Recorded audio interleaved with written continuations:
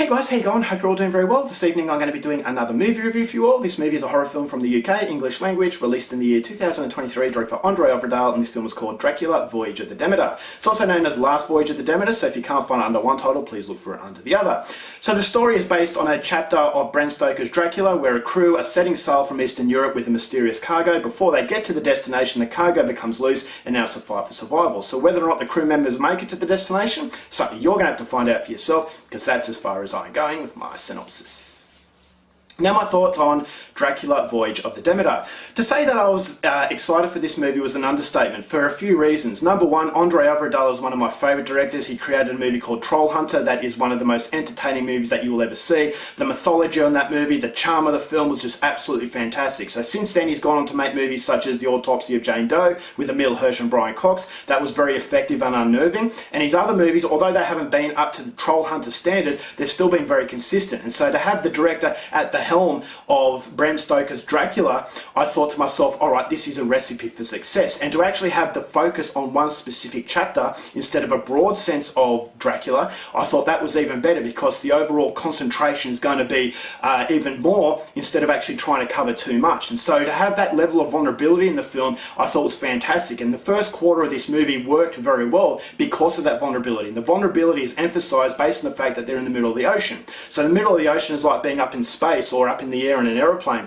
It's a world of its own, and help is not around, so you're going to have to fend for yourself, and that thought alone is terrifying. So the overall setting can actually play a character of its own. So the overall gothic feeling that this movie produces through the visuals I thought was fantastic. It just had a very unnerving feeling, and that level of danger I thought was slowly escalating to a point where I really wanted to see what the actual threat was.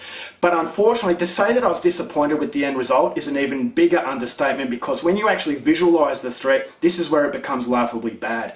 Now this reminded me of a French film called The Voyage. Now, The Voyage was a very quirky and very funny film.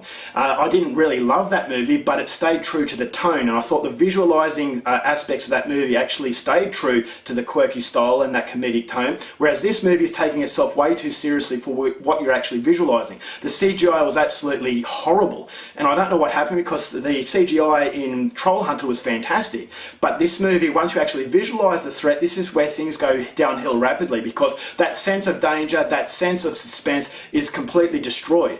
And I don't know what happened. I expected so much more from a director of this quality, because it just felt like a B-grade movie. And so when these things are happening, you know, this threat is starting to dispose of people, I thought as though it was very uninspiring. The whole film just felt like it had a lack of passion, and it was there just to cash in the check. So you have some fairly well-known actors, Liam Cunningham, you have other actors that are household names as far as UK cinema is concerned, but they just seem bored with their roles. I never gravitated to any character whatsoever, and the kills were just very mediocre, to the point where I just didn't care what was going on. So it was a movie that in the last half of this film felt like a slasher, but as I said, it's an uninspired slasher. And having Bram Stoker's Dracula as the literature basing itself on, I just thought to myself, what happened?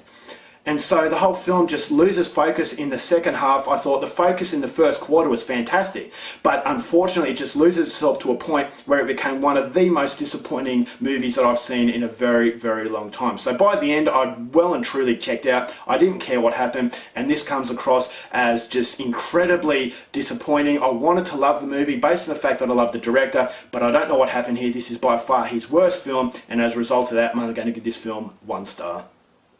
Alright guys, that's it for my review. Hope you enjoyed it. Till next time, keep watching movies, and I'll see you later.